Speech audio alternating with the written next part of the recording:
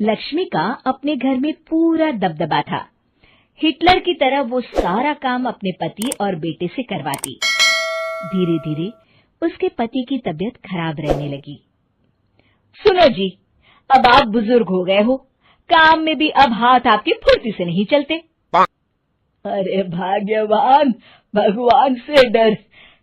तुझसे मैंने शादी अपने इकलौते बेटे के अच्छे पालन पोषण के लिए की थी, लेकिन तूने तो उसका बेड़ा गर्क कर दिया।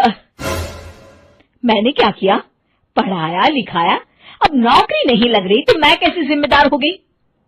अब घर में बैठकर रोटी तोड़ रहा था तो मैंने कहा काम ही कर ले।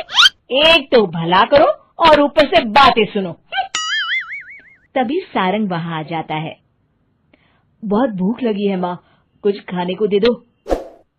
अब तुम्हारे पापा का हाथ तो चल नहीं रहा है। मैं ही जा रही हूँ आज किचन में, बनाती हूँ कुछ। हे भगवान, कैसे होगा इतना काम मुझसे? लक्ष्मी किचन में काम कर रही होती है कि तभी अचानक उसे आइडिया आता है। अरे मैं भी ना, अरे यहाँ तो फ्री की नौकरानी ला सकती हूँ मैं, फिर मैं क्यों खाना बना रही हूँ? उस दिन लक्ष्मी सारंग की पसंद का खाना बनाती है और बैठकर उसे बड़े ही प्यार से खिलाती है। खा ले बेटा, खा ले, पेट भर के खा ले। अरे रुक, मैं तेरे लिए ना गर्मा गर्म रोटियां लाती हूँ। सारंग और उसके पिता एक दूसरे की ओर बड़े ही हैरानी से देखते हैं। बेटा सारंग, जरूर दाल में कुछ काला है, वरना ये औरत तो हमें बासी खाना भी सुकून से ना खाने दे। सुनील की बात लक्ष्मी सुन लेती है और जोर जोर से चिल्लाने लगती है। अरे हाँ, भलाई का तो जमाना ही नहीं रहा। एक तो आग में खुद को जलाकर तुम लोगों के लिए खाना बना रही हूँ और ऊपर से तुम्हें दाल काली लग रही है। अरे माँ, पिताजी का ये मतलब नहीं था, तुम बुरा मत मानो। अरे हाँ बेटा, तू कहता है तो मान लेती हूँ। लक्ष्मी सारंग के पास बड़े ही प्यार से बैठ जाती है और फिर कहती है, बेटा मैंने ना तेरी शादी करने की सोच ली है।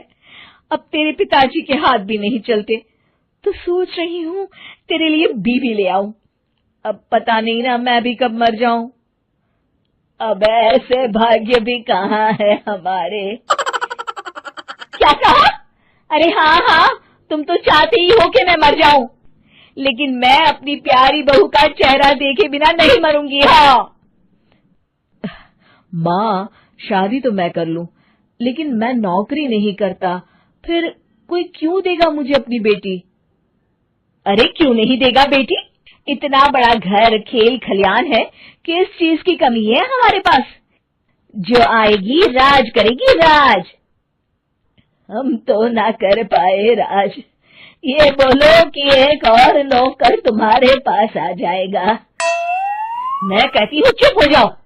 अरे खुद के घर का खाना बनाएगी तो क्या नौकरानी हो जाएगी? अब तुमसे तो किचन का काम होता नहीं, तो कोई तो करेगा ना। ठीक है माँ, तुम जैसा सही समझो बस। अब मेरी एक शर्त है, लड़की जो भी हो वो दिखने में कैसी भी हो या कहीं की भी हो, बस पढ़ी लिखी होनी चाहिए। अरे हाँ, ला देंगे पढ़ी लिखी बेटा, मैंने कौन सा काम करवाना है उससे। हाँ। और फिर एक दिन पास के गांव की ही रति से सारंग की शादी हो जाती है। रति दिखने में बहुत ही सुंदर थी, साथ ही साथ काफी पढ़ी लिखी थी। रति को लक्ष्मी के सौतेले होने की बात पता नहीं थी।